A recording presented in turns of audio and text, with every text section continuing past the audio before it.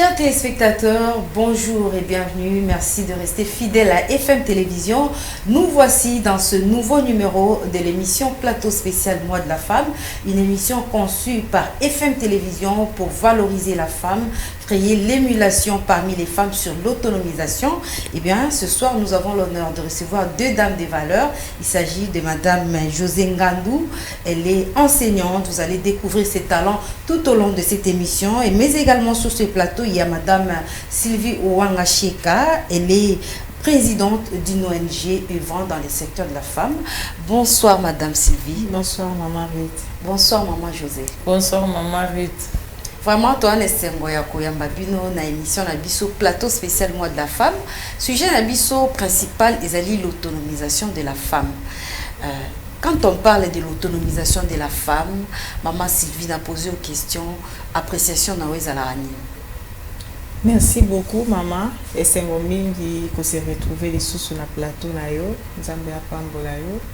Alors quand on parle de l'autonomisation de la femme, d'abord en tant que femme ezalaka esengo po tozomona wana bazozwa ngai mwasi batienga liboso ya responsabilité na ngai bafungoli nga mayele expliquer ngai que effectivement en tant que femme naza na valeur ebele, naza na capacité ebele, naza pe na compétence, donc nakoki pe osala makambo minene, donc ezalaka penza lokumu pe tozo sentir wana responsabilité mingi en tant que femme.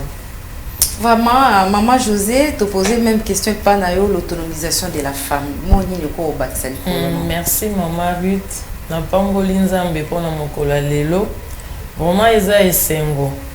Ozala mwasi na conception bato akala, on croyait seulement que mwasi azali kaka po akoli, abali, aboti bana, ça se limite là. Mais dans le monde de lelo, ce n'est pas ça parce que la femme a de la valeur. Même aux yeux de Dieu, la femme est porteuse de la vie. Maman azali wana isika maman azali esengeli sko mwasi amiye bake nazali moto nazana ba capacité nakoki ko sala o mibali basala ka pe lokola neti lokola bango. Donc ozala mwasi ngai personnellement banda na bandi vie active ti lelo na la pongité naza tout le temps en mouvement parce que c'est une responsabilité. Vraiment, des nefs bino bozolanda ba femme de valeur au baro créer émulation auprès d'autres femmes au bazolanda biso yom tola lipogi la muka parce qu'il y a des femmes au baro partager expérience na bango lelo des femmes modèles nazongeli au Maman Sylvie aux ali présidente ya ONG ADSC initiative et banda kandengenine parce que moi si ce qui totali bazara un peu réticente pour nous intégrer l'activité vraiment pour nous sensibiliser baninga na bango. Alors merci. D'abord, nazalaki na nandaku, mais nandaku nde nazalaki moto yo nazindika maboko te mais nalandaka misala bezo salama, nalandaka bayi politique, nalandaka bayi bato ba science, nalingaka koyeba makambo mokinde ezotambola. Alors nazape femme entrepreneur. Na kati wana nde posa eyelaki ngai na lobi non, makoki naza nango mayelo nazwi na bolingo pona baninga nakoki pe kolakisa pe nzela wana na baninga ungai na mekaki entrepreneuriat misala ya maboko misala ya mombongo na monike ekoki kopambola mwasi esali ete nakomi autonome indépendante nakoki pe ko décider pona ngai moko ya na lobaki te nakobomba makambo pona nga moko te na bimisango pona baninga na mema pe bango lokola ngai na épanouissement eza penza esengo munene. Mamie José Ngandou te pose aux mêmes questions. Vous allez une femme, vous allez dans le secteur et enseignement, vous avez dans le secteur et commerce, vous avez femme entrepreneur, initiative et banda kondengeni. Bon, en tout cas, personnellement, na lobake, outa na bandi kokola, na ba classe, tant na zotanga même, na zanam trop jeune, nandap na biso. On me confie toujours des responsabilités parmi mes frères avec qui tozaki na bango na kati ya ndako. Bon, tant on a koli ko tanga classe ko kende ba université wana efungoli nga mayele. J'ai compris que de nature, en tout cas Nzambe apambolanga parce que nazaka na mayele mingi. Même temps nazaki ko tanga na classe na ngai, nazaki toujours classé parmi les 3 ou les 5 premiers de la classe. alors na mayele wana siko na monaki ke na bomba yango ka boye ça ne servait à rien. J'ai touché pratiquement beaucoup de choses dans la vie. Bon, na cadre ya commerce et sunginga na bandaki avec beaucoup de choses bibablo kamike miket komatati lelo yo tokendaka ba voyage na bamboka mi papa ya kosoma ba biloko koya koteka awa na initié baninga musu bazaki tout autour na ngai soki na moni ke azana mo ba difficulté na lakisi sala boy omona pe sali esimbi akomi ko sungama na musala wana. Bon, en dehors ya commerce zo sala natangisaka pe nazali formateur na école na ministère moko to na école ya ministère moko awa na kati ya mboka na Kinshasa et Kosur kuna tozali kotangisa na ba papa na ba maman na ba jeune mais en tout cas na cadre même ya musala kotangisa na kindati Lubumbashi na musala na ngawana et les gens qui étaient là-bas de l'autre côté zaki mbali bosona ko makuna tant on a zoté ya bango kotangisa bango. En tout cas, les gens, j'ai gagné beaucoup de gens. Bah, sympathisants qui n'ont pas ma casse, comme on a qui n'a pas ma elle, bah, tout n'y a maman, est-ce que tu as Kinshasa, autant que ça dans le campus, na FC marron dans le lobby, bon, et ça m'a moqué. Mais j'ai côtoyé plusieurs couches. Ce que je donne, bah, bazoka yango, bah, presiaka, na monique, en tout cas, de ce côté-là, je ne me plains pas. Et na sungara bandeko mingi na ba conseil ko vanda boité fait quelque chose parce que vu à lelo moi c'est sengeli pe asala quelque chose pour apporter dans la société parce que vous avez la capacité wana. C'est un peu ça en gros. Vraiment moi si azan la capacité maman Sylvie tango zalaka na ba partenaire na ba femme ba message ni opesa ka bango message clé au bango ba retenaka sur l'autonomisation. Alors d'abord pour na kobanda biso na ONG na biso ADSC ou ebengami agir pour le développement social des Congolais tozana ba axe mitano wapi pai to sala misala na biso mais mingi to vandisa misala na biso na axe socio-économique oyo eza complètement destiné na autonomisation ya ba Congolais pe Congolaises lokola to na mois de la femme tout ça comme ça pe makasi na basi on a ko autonomiser bango.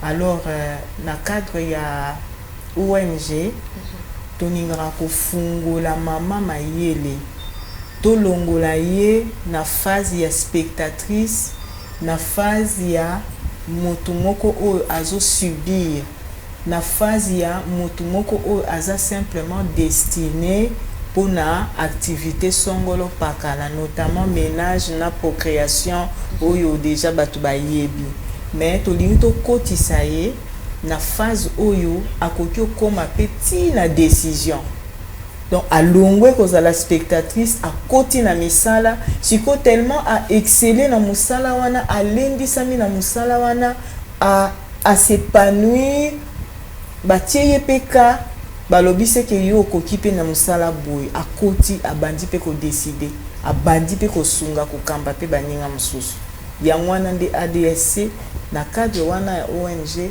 to beta kasete pour na autonomisation ya mama to lingi mama paresseuse te to lingi mama ya komilela tongo pokwa te kasi to lingi mama o ya koya atie loboko to sani musala kombo na biso nyonso to etamboli. Ok, maman José, moi si Azali, généralement Aza critiqué par son comportement, sera bandi le komoko boye, moi relâchement il faut quota, mais maman Sylvie tu crois tout à l'heure que bango balonga moi si na phase de spectatrice pour que ba commissaire na phase de décision. Pensez-vous que Batachouana en général surtout ça les situation il y a moi si na quatre société congolaise est vraiment facile? Non, la Kolobakeza facilité parce que au départ, il y a un relâchement dans la structure de base, dans le niveau de famille. Bon, bah maman, selon vu la contrainte sociale, il y a un cannabiso, mingi bah c'est lancé dans le commerce. Il y a côté cap on a koluka tonda kuto papa pour et que bah beaucoup la bana, mais si côté éducation, bah relâcha, bah démissionna. Batiki bana bakomi koboko mingi na internet na balabala na baninga na bango Donc ba valeur au vous met seigneur inculquer dans la jeune fille ayeba que la femme c'est une personne qui a de vertu, qui a de valeur devant le monde, devant Dieu, devant les hommes. Donc ba fille, ba maman en général bazali komi yebate. C'est un peu ça. Alors au moment na musala wana parce que même na expérience dans mon akapes tozali ko sala misala, les femmes viennent. Ozomona ata tangi classe aza licencié mais ba légèreté moko boy côté mœurs ezali ba habitude moko donc ba anti-valeur eza mingi na kati ya ba maman. Alors c'est un travail vraiment qu'il faut faire à fond et ce travail là eza musala ya mokete ya leona lobité parce que actuellement bana bazoyoka mingi libanda na balabala na internet parce que ba parents baza démissionnaires bayoke la sous parenté. C'est un travail vraiment qu'il faut faire, qui n'est pas un travail facile, mais autant commencer quelque part pour arriver aussi, commencer avec un pas pour arriver quelque part. Maintenant, ceux qui t'ont mis là pour accompagner la situation, qu'est-ce qu'il faut faire? Il y a beaucoup de choses à faire. Premièrement, éducation de base et où t'as la famille, maman. Pour ceux qui maman et mon po aza éduqué, on donne que c'est qu'on a. À couper sa nini. Il y a mis balai, tous aura pas éducation la classe place tous tanga. Mais si quand même na ba enseignant tango bazo tanga ça ba mo copé baza ko faillir na ba valeur wana. Donc c'est un problème. Il y a mis ça tout, on peut dire aussi na église, mais quelle église? Point d'interrogation parce que actuellement à Kinshasa tous au monde dans chaque avenue autant des églises. Mais qu'est-ce qui est enseigné? Est-ce que vraiment ba kambia l'église wana bazali pe ko se rendre compte que bazana responsabilité ya ko éduquer masse ko yoza ko ye pa na bango? Mais c'est vraiment un problème à fond qu'il faut revoir. Donc na formation na niveau ya école d'abord, na niveau famille d'abord et puis no ba panzisango ba émission pe ya vulgarisation pour na ko donc sa moto maman moi si la valeur naie pour inculquer certaines valeurs parce que ba femme mingi ozomona bazo tambola na mitou elles n'ont rien. C'est comme ça que quand on n'a pas une éducation de base au moment là que même si ozo kende à tout tangi classe ou brandir diplôme et licence mais talas ko moto na comportement na caractère naie ils a pour refléter diplôme oyazo brandir wanate. C'est un travail vraiment qui demande il y a beaucoup à faire dans ce secteur-là, donc à tous les niveaux. Vraiment, maman Sylvie, bino boza batu boza plus na ba femme wana o bazali touché, o bazali concerné na ba problème. Est-ce que bomeka ko sala ba évaluation soit bo procédera ndenge nini pour que bomeka ko évoluer na bango ensemble? Alors ndenge maman ucholoba problème à ma classe nango ezali éducation. Éducation de base, éducation civique, éducation morale. Ezana biloko wana o lelo atana ba programme na biso ya enseignement national soko tali bazobetela ngo sur cette mingité. To rencontre ba problème wana moni ke mutu to mama azaka na difficulté ya mbongo te. Il y a conditions sociales, mais difficultés non il y a liboso ezana no moto ezana moi problème. Tango ko vanda na yeli suso kusani umuni ete ezaka kate po tangi classe mais moi civilité wana azana ngote ezaka penza problème. Kasi umuni musa tozo sala mingi ezape vocation hein ezape don tolingi yango.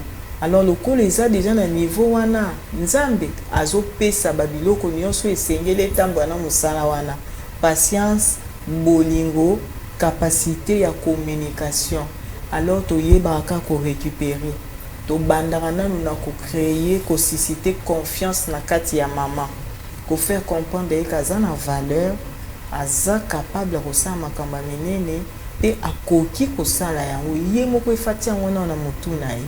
Au moins, tant que maman comprendre, à zwimba la motivation. Pour te dire que yo kota na mbongo te. Motivation eza na kati ya ngonde ebota mbongo. Tant maman lundi enseignement na biso toza siko na stade oyo tobenga rango stade d'appui. Soko asisi formation na ye toza na stade d'appui tolobi to tester yo.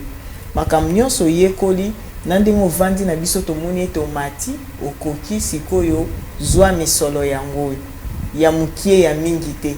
Surtout mama o asala na mombongo te to akutana na ndeti na $100 te to koko pese $100 mbala moko te to bandaka na montant mukie to tali réaction na ye to tali ndenge azo gérer to accompagner ye et vraiment na ngolo nzambe tozozwa ba résultat ya kitoko ezo simba pe bien. Mais l'autre de sengeli ka ande patience hein koza pe na tolérance pour na ko gérer ba maman baza na situation wana.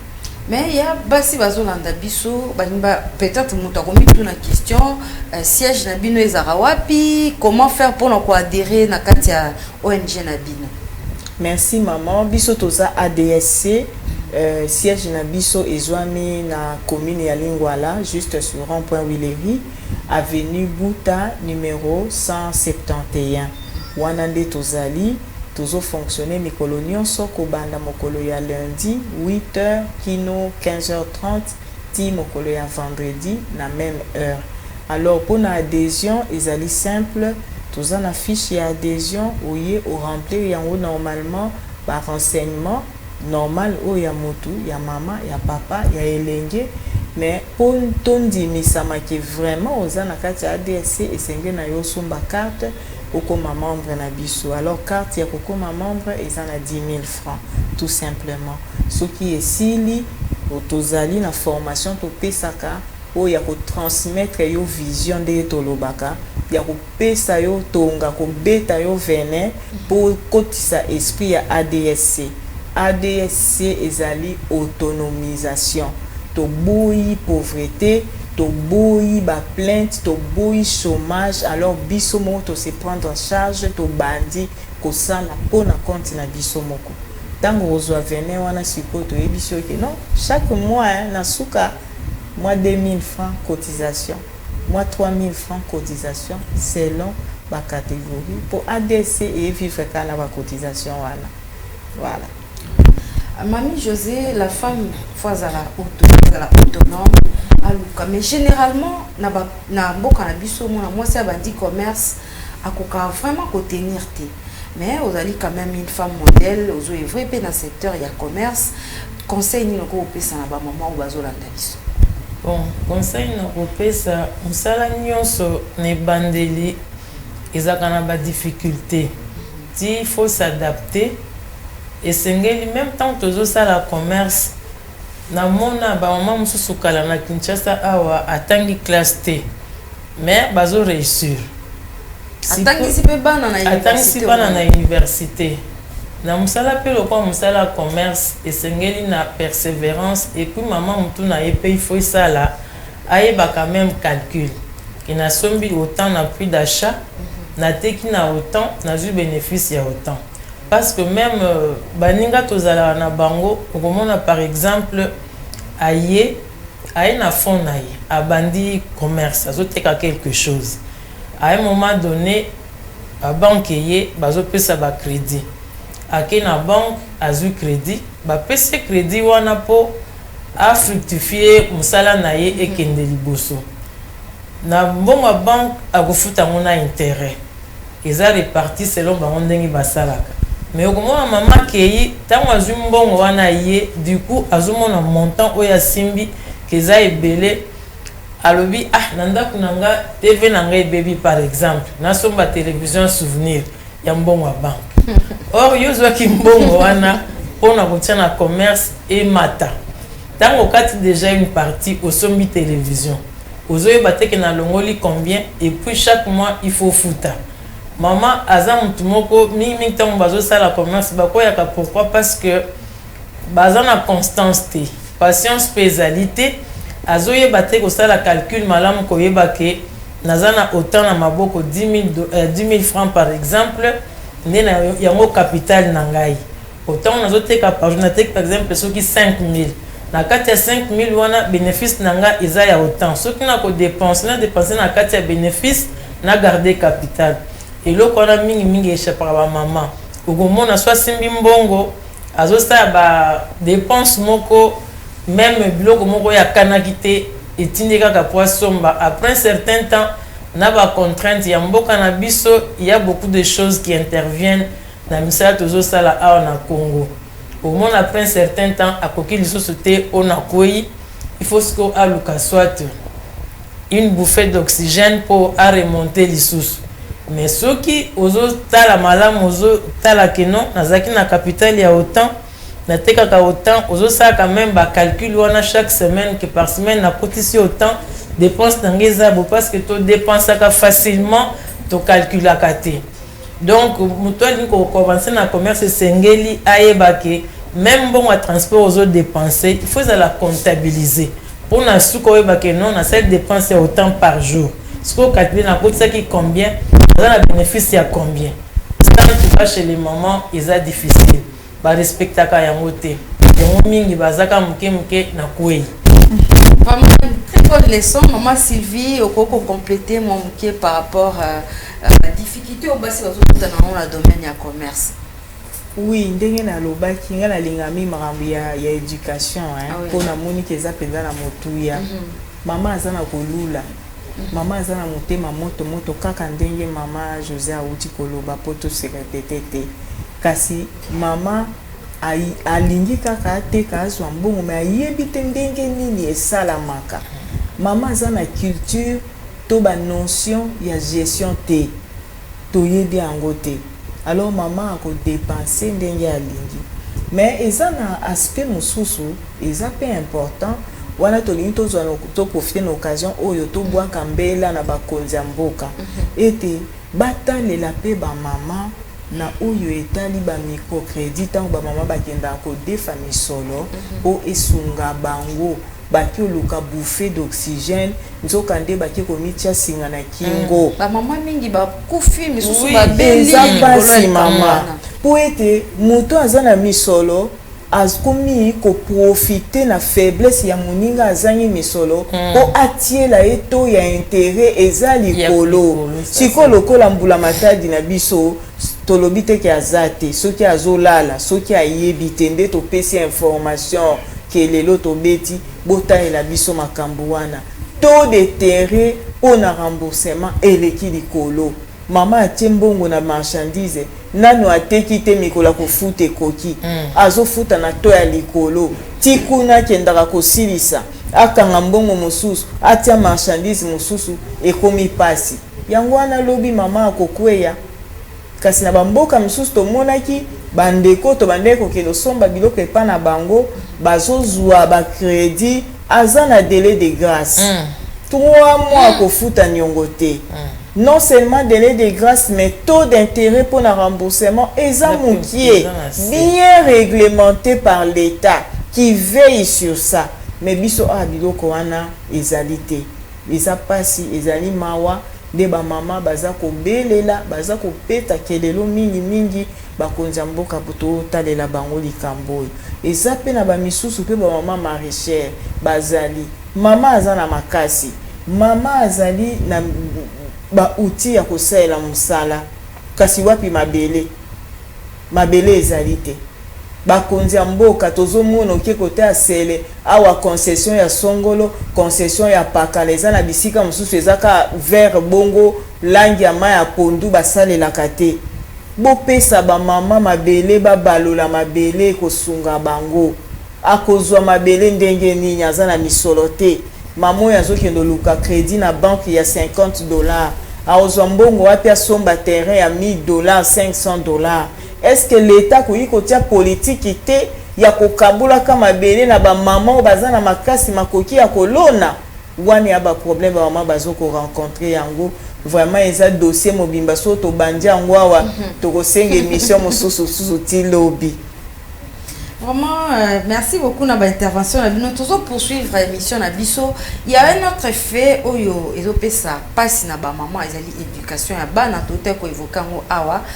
maman ceux qui accueillent pour que à subvenir na ba besoin ndako bana batikali ba baby maman José Loba qui ngo bana bazo vivre en plus na éducation bazo zwa na ba téléphone nouvelle technologie et na makambo belé face à tout ça maman José qu'est-ce qu'il faut faire parce que bino bozali pe na ba formation bo pesaka sur le plan religieux pour que mutu ayeba ko se conduire bololenge nini ba maman ba ko sala pona ko pallier na situation bon ba solution ezali ebele maintenant koyi koloba ke ya liboso il faudrait quand même gouvernement na biso à réglementer aussi certaines choses. Il y a beaucoup de laisser aller na niveau par exemple je prends un exemple par exemple na ba wenze. Il faudrait quand même qu'on détermine une certaine heure il y a fermeture il y a ba wenze wana.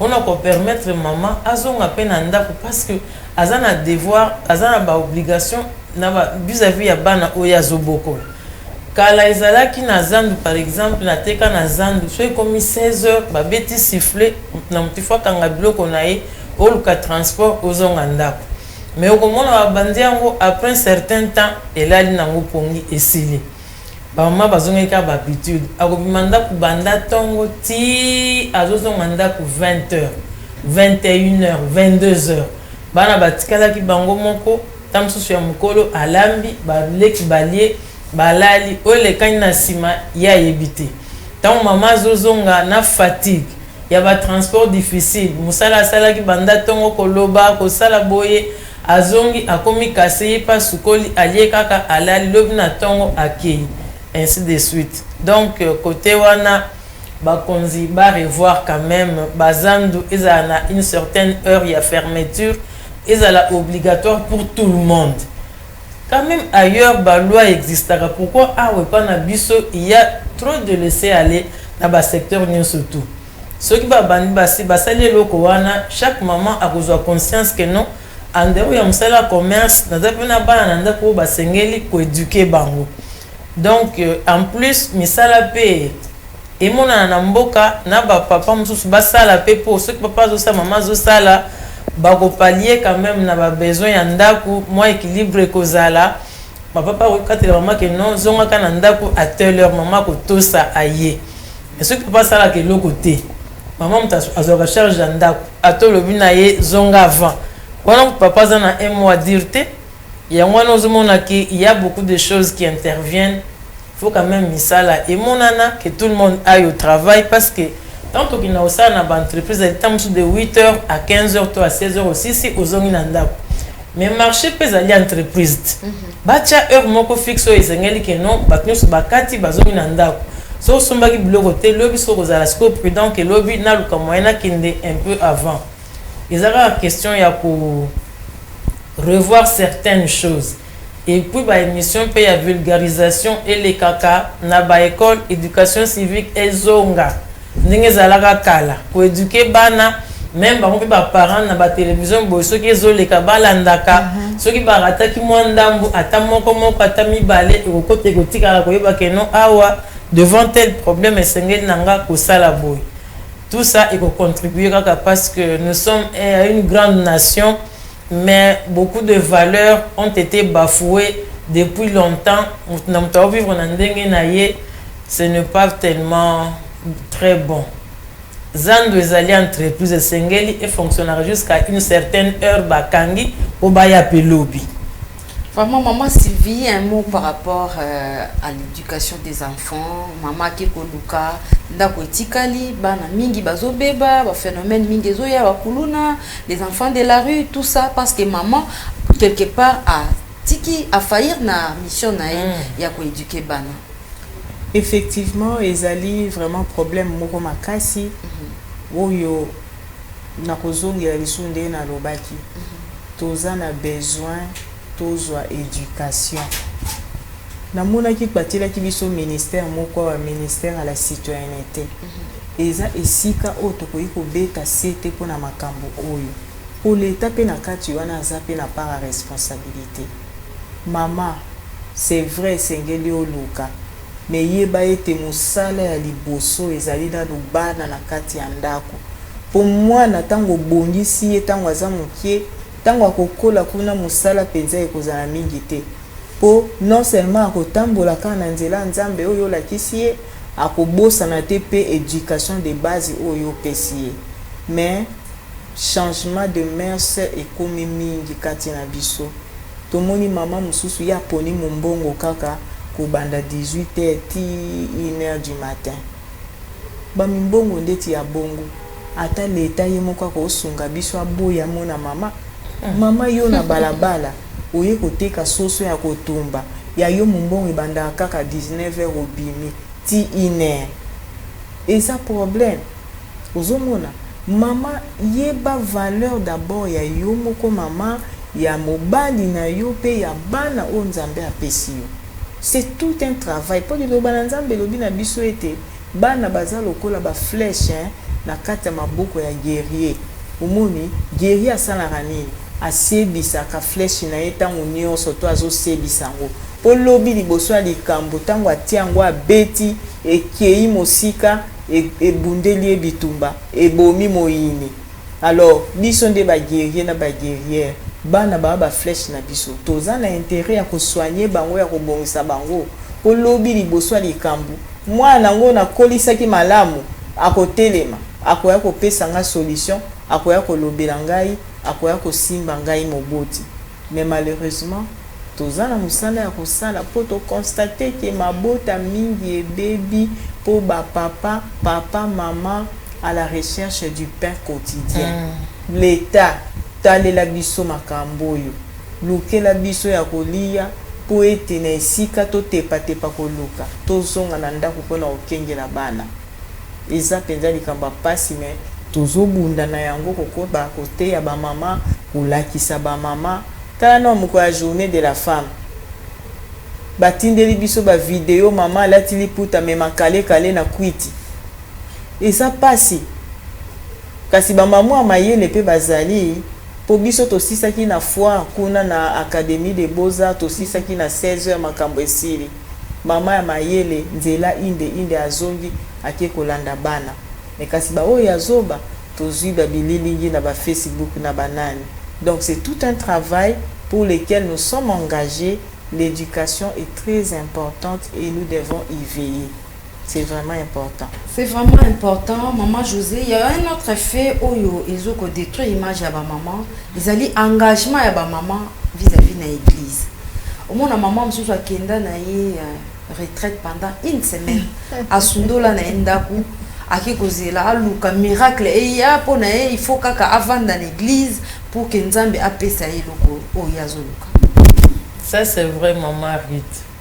Aspect wana est très important. En tout cas, les églises au Congo exagérer parce que moi je me rappelle, mon fils est né à un pasteur aujourd'hui. Mais ce garçon-là, je me rappelle, il avait encore 17 ans. Il était déjà dans la 5e des humanités. Il s'est engagé dans l'église Moko dans le quartier. C'était un frère qu'on appelait un certain berger à l'époque. Ndazala qui est responsable, on a jeune locolaye. Alors, comme qu'on utilisait moi en anga, babimaka, bakin d'évangélisation par-ci par-là. Je suis allé menacer le berger. Naïfse nalubi moi noyo aza mineur. Tant ozo zoyer, ozo utiliser na autorisation ya nani. Ceux qui ont sur l'église na yo na kokangisa yo. Na tomboke la kai makasi. Ba traiter de tous les mots. Moi ba occultiste, ba linga nzambe te ba oyo, ba lobi tout ce qu'il voulait mais moi je cherchais le bonheur de mon fils. Na bengi na vance na yifse na lobi na yeboy. Tu as tout le temps, il y a ça la oyo lingi plus tard. Mais tant que humanité aussi licité, au sein de l'université, vous avez une responsabilité, nangai et sengeli otosa, tu n'es pas encore en retard pour nous côté. J'ai conscientisé l'enfant. Nazo tindikaye, au moins à a déjà ceux qui n'ont pas veillé nde déjà mwana wana alingi atikala na yesenga bi nata yosana ngo mobali munene mulai boye ozala siko un jour mais surtout travaux ça n'a pas de sens wana zeblo moko ekoki na yote tanga classe na tindiki ye azu diplôme d'état à côté université na droit na premier graduat azokende azolingate et kosala que un ami de son père auti Grèce aye abengi alobi na ye na kosalela yo carte ya ba marin international là-bas tu vas gagner $5,000 à la fin du mois et l'enfant lokola utaka poto abi que non on a moni eza occasion abandi ko négliger na fin ya année azaki a journée totale sikoyo wana première session naki kofuta minerval nga moko na campus na bindi mopanzi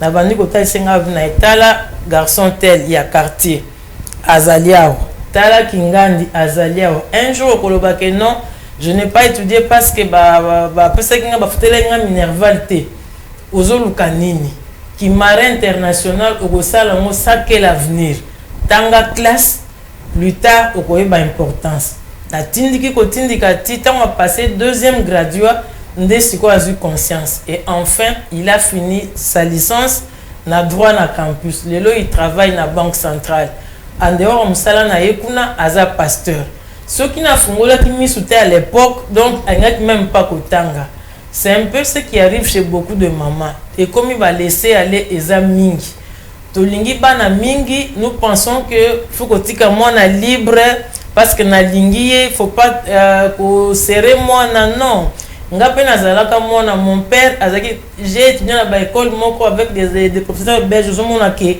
bazaki très dur et ce qu'il faisait là on a compris plus tard que zaki ko contribuer à l'éducation na biso parce que lelo en tout cas malgré âge na nga lelo je peux écrire à tête 2 pages même 3 pages sans faute parce que on était bien formé na dictée tozaki kotanga malamu mais lelo même côté éducation il y a beaucoup de choses qu'on a négligées et puis ba parents sikoyo bazo tikabana bazo mi boko la bango moko na baninga so moninga côté internet amon quelque chose aya beteli solo alaxi bango et okolobana mwana zoyoka te omona parent le bi ah oyo ayokaka na yete non ce n'est pas ça il faut tout faire pour nous raison c'est moi en nzela parce que azalina nous moana c'est pour son bien plus tard de comprendre yango ba parents to comme démissionnaire to lingi bana mingi loko to lebisa bango français to moni que bon te ko seré te tikaye azala na kaka bongo non chez moi ce n'est pas ça. Vraiment un bel exemple. Maman Sylvie, un mot par rapport à ça. L'église, maman Kéi, démissionné dans la responsabilité d'éducatrice, bana batikali, bakotokola na bazomi boko la bango moko. Bon, maman alobaki déjà. Église, aza n'a pas responsabilité mingi. Na makambo ebele. Pour ceux qui toza na 100% na kati ya population au moins 75 ou bien 80% ya bato bakenda église pe biso na ndenge tokoli atati siko eza bongo moto ayokaka mingi pasteur na ye bandimi bayokaka mingi mais c'est la bien na bango c'est vraiment wana nde bongo pona biso bayindo kasi bakambi na biso ya mangomba musalo bazo sala résultat nango ezozala nini basekto seka lelo batu ya lingomba ndeti catholique totangi mama Maria totangi boye me batiaki biloko na kati ya motu yango wana ti lelo etikali kaka ezali kaka siko biso lelo lokola bakambi ya mangomba nini otozotia na motu ya mama esengeli toyebisa mama losambo eza malamu kasi nzambe ayanolaka na losambo te nzambe ayanolaka nde na musala soki osambeli esili kota kuna kende kosala musala po nzambe akokisa losambo na yo kaka na nzela musala ofele eza malamu te ekofuta te boni yo bando kende lingomba okobima te nga nalobaka wana afuita responsabilité mama ozokima musala na yo papa ozokima musala na yo fuita responsabilité oke kobata makati na lingomba ekozela biso na bangonga ya moke tozongiseli nzambe oyo ezali ya ye me nzambe ozela biso mingi na kati ya musala po ye alobi oyo asali te akolia te siko ye ozosala te boni olingi kolia olingi ozala na bana ya malamu bana babonga bana batanga bana bazozwa bazana ba Mercedes bazana mutuka kasi soki yo sali musala na kati ya bana te sikoyo ba amike boni yo zozela olia mbuma ya kitoko lobi na kati ya bana ozwa ka kesheki donc tozongisi bale pa ba mama tozongisi bale pa ba kambia bangomba mutu na niveau na ye asana oyo esengeli oyo tozozela ya malamu pa na bango. Vraiment, émission Abisso les autant vers la fin, intervention à Bino qui impeccable. Merci Maman beaucoup. José Ngandou, tu peux sur parole pour quelques mots et à conclusion. Bon, quelques mots et à conclusion. Nazali encourager ma maman. Nazali antichrist te ndenge batu mingi balobaka surtout nazali kolobela makambo ya église. Mais il faudrait savoir que dans notre pays mingi tozali ko benga église en tout cas na miso nzambe ezali pe église te. Dieu ne m'aime pas là-bas parce que tant l'église est bandit suite à une rébellion par exemple, est-ce que Dieu est là? Non. Ba maman totika ignorance, to malakati ya ignorance, na kati ya naïveté, total tout faire la part de choses. Tant ya le sambo ezali, tant ya ko éduquer bana ezali, tant pe ya ko sala musala ezala. Nous ne devons pas mélanger nyonso na bimi banda tongo na keye église na côté jeune pendant une semaine pendant et puis na mona quand même l'église voisine na biscato fandi bazo banda ba prière na pokwa ti tam sur 21h 22h na kati l'église on a mingi majorité de kala ba maman si quoi ces mamans là ont des enfants qui doivent aller à l'école demain ba ko préparer bango heure nini ba maman to bimana kati ya ignorance ndambo ya losambo ndambo ya musala ndambo pe ya temps ya consacrer na bana kofanda na bana na yo kosola na bango koteya bango kosaisa bango ba devoir kolakisa bango nini o esengeli totika naïveté que soki na sali jeune il y a un mois na okota lola makolo te ça c'est faux et puis ba jeune wana ezanango biloko moko monté de toutes pièces. Dieu ne m'aime pas là-bas, il ne vous écoute même pas parce que ce n'est pas lui qui a initié ça. To fungwama, to kolisa makanisi, to tika ki goi. To komi kozwa lo sambo liboso, bien sûr Dieu est en avant, mais sikoyo ba norme pe zali sengeli otokoki kolanda. Koleksa tout le temps na kati ya église, on négligeait ndaku, on négligeait musala, on négligeait bana, ce n'est pas bon. Et là, nzambe kotuna yo nasuka qu'as-tu fait de la grâce que je t'avais donnée? Ya kosaela a na kati ya mokili. C'est un peu ce que moi je peux dire. OK, maman Sylvie, mon ayo pe à conclusion. Tosengi kana ba mama basala makasi pour que bazala équilibré na niveau nyonso. Oza équilibré na bizaleli ya malamu, oza équilibré na o etali misana na oya ndako kosimba ndako libota na yo evanda malamu. Poso libota ya malamu te, tala kaka problème ezande mama po yaza cerveau moteur otambusa mutuka malamu. Alors ozala pe équilibré na losambo ndenge mama alobi, ozala pe équilibré na makambo etali mboka na yo olinga po ete nyonso ezala malamu. Tozo promouvoir penza équilibre ya mama na kati ya société, c'est très important. Vraiment, merci beaucoup. Nous voici arrivés à la fin de cette émission Plateau spécial Mois de la Femme. Nous avons eu l'honneur de recevoir Madame José Ngandou. Elle est une femme entrepreneur, une femme congolaise de valeur. Partage et expérience tout au long de cette émission. Mais également, nous avons reçu Madame Sylvie Ouanga Cheka. Elle est présidente de l'ONG ADC. Elle a partagé également son expérience sur l'autonomisation de la femme.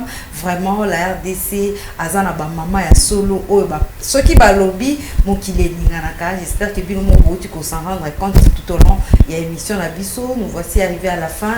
Le rendez-vous est pris pour le prochain numéro.